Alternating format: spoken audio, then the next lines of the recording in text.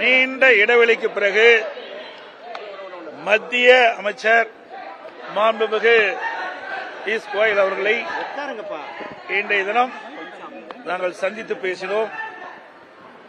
கிட்டத்தட்ட தமிழகத்தில் இருக்கின்ற நிலவரங்கள் குறித்து அவர் கேட்டறிந்தார். 2026 சட்டமன்ற பொதுத் தேர்தலில் அதிமுக, பாரதிய ஜனதா மற்றும் என்டிஏ கூட்டணியில் அங்கம் வைக்கின்ற கட்சிகள் ஒருங்கிணைந்து எப்படியெல்லாம் செயல்பட வேண்டும் என்ற கருத்தை பரிமாறிக்கொண்டோம். அடுத்த ஆண்டு நடைபெறுகின்ற தமிழகத்தில் நடைபெறுகின்ற சட்டமன்ற பொதுத் தேர்தலில் அனைத்து இந்திய அண்ணா திராவிட முன்னேற்ற கழகம், பாரதிய ஜனதா மற்றும் தேசிய ஜனநாயக கூட்டணியில் அங்கம் வைக்கின்ற கட்சிகள் ஒருங்கிணைந்து மக்கள் விரோத திமுக ஆட்சி அகற்றப்பட வேண்டும்.